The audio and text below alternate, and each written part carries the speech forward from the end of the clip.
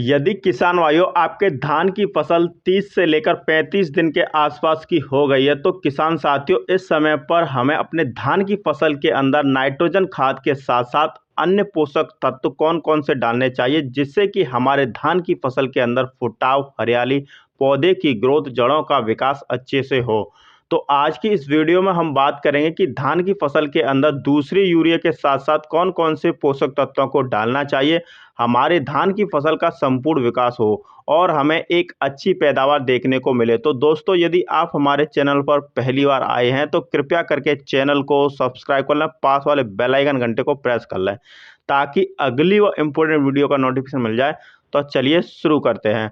तो किसान भाइयों जिस प्रकार से हमारे धान की फसल के अंदर पहली यूरिया बहुत इंपॉर्टेंट मानी जाती है, ठीक उसी तरह से दूसरी यूरिया को सही समय पर सही मात्रा में डाल दें और साथ साथ यदि दूसरी यूरिया के साथ साथ अन्य पोषक तत्वों को भी डाल देते हैं तो धान की फसल के लिए बहुत ज़्यादा फायदा करेगी। कहने का मतलब यह है कि इन पोषक तत्वों को डालने के बाद धान की फसल के अंदर तगड़ा फुटाव देखने को मिलेगा, फसल अच्छे से बढ़वार करेगी और भविष्य में हमारी जो पैदावार होगी किसान साथियों वो बहुत ही बम्पर और तगड़ी देखने को मिलेगी।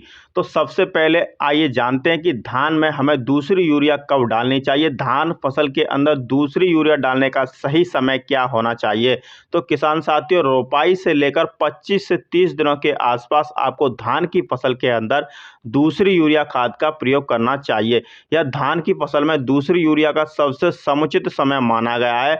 अब हम बात करते हैं कि कितनी मात्रा में आपको इस समय पर दूसरी खाद का प्रयोग करना चाहिए। भाइयों दूसरी यूरिया डालते समय आपको लगभग 30 से लेकर 40 किलो प्रति एकड़ के हिसाब से यूरिया खाद का प्रयोग करना चाहिए।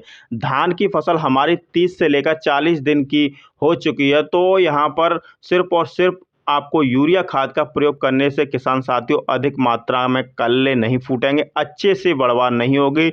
उसके लिए किसान साथियों आपको अन्य खास चीज़ों का प्रयोग करना धान की फसल के लिए अच्छा होगा, जिसका नाम है दोस्तों फेरस सल्फेट। फेरस सल्फेट 19% वाला आता है किसान साथियों, उसको आपको लेना है लगभग 1 केजी प्रति एकड़ के हिसाब से। इसी के साथ साथ आपको एक चीज़ और लेनी है, वह है दोस्तों मैग्नीशियम सल्फेट। मात्रा लगभग आपको लेनी है 4 केजी प्रति एकड़ के हिसाब से। इन दोनों को किसान साथियों यूरिया खाद में मिलाकर आपको पूरे खेत में बिखेर दीजिए, जिसका रिजल्ट किसान भाइयों आपको बहुत ही बेहतरीन देखने को मिलेगा। मात्र 8 से 10 दिन के अंदर ही बहुत तेजी के साथ धान के पौधे की ग्रोथ, बढ़वार, फुटाव शुरू हो जाएगा। अगर फसल आपकी थोड़ी बहुत पीली होगी वह एकदम हरी भरी हो जाएगी। किन्हीं कारणवश यदि पौधे की ग्रोथ भी रुक गई है तो पौधा दोबारा से ग्रोथ करने लगेगा, पौधा तनाव मुक्त हो जाएगा। यदि किसान भाइयों इसी समय पर यदि आप धान की फसल के अंदर NPK 19-19-19, जी हाँ किसान साथियों, यदि हमारी फसल 30 से लेकर 40 दिन की हो जाती है, यदि आप NPK 19-19-19 का प्रयोग करते हैं तो नए सिरे से धान के पौधे को नाइट्रोजन, फास्फोरस, पोटेशियम मिल जाता है, जिससे आपके धान की फसल में ग्रोथ स्लो हो गई है वह तेजी से होने लगेगी। यदि फसल थोड़ी बहुत कमजोर है वह हरी भरी हो जाएगी। पूरा खेत किसान भाइयों 8 से 10 दिन के अंदर हरा भरा, कल्लों का फुटाव तेजी के साथ, एक पौधे से लगभग 15 से 20 कल्ले देखने को मिलेंगे। फसल के अंदर सभी मुख्य पोषक तत्वों की पूर्ति हो जाएगी, जिससे फसल के अंदर पीलापन कभी नहीं आएगा, जड़ों का विकास अच्छे से नहीं हुआ है वह हो जाएगा, खेत के अंदर अधिक से अधिक टिल्लिंग होगी और किसान भाइयों NPK 19-19 के प्रयोग से भविष्य में जो बालियां निकलेंगी वह काफ़ी ज़्यादा लंबी और बालियों में एक समान आकार के दानों का भराव होगा।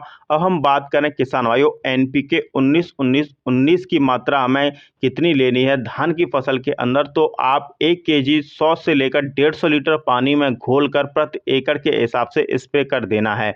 इसका रिजल्ट है किसान भाइयों बहुत ही बढ़िया है, बहुत ही शानदार है। यह स्प्रे किसान भाइयों कमजोर से कमजोर फसल के अंदर जान डाल देगा। और किसान साथियों जब भी आप धान की फसल के अंदर दूसरी यूरिया का प्रयोग करें तो इन सभी चीज़ों को जरूर डालें ताकि पैदावार आपको अधिक से अधिक देखने को मिले। तो दोस्तों आज के लिए बस इतना ही, जल्द ही मुलाकात हमारी अन्य वीडियो में होगी। वीडियो पसंद आई है तो वीडियो को लाइक करें, चैनल पर पहली बार आए हैं तो सब्सक्राइब करना ना भूलें। वीडियो देखने के लिए धन्यवाद। जय जवान जय किसान।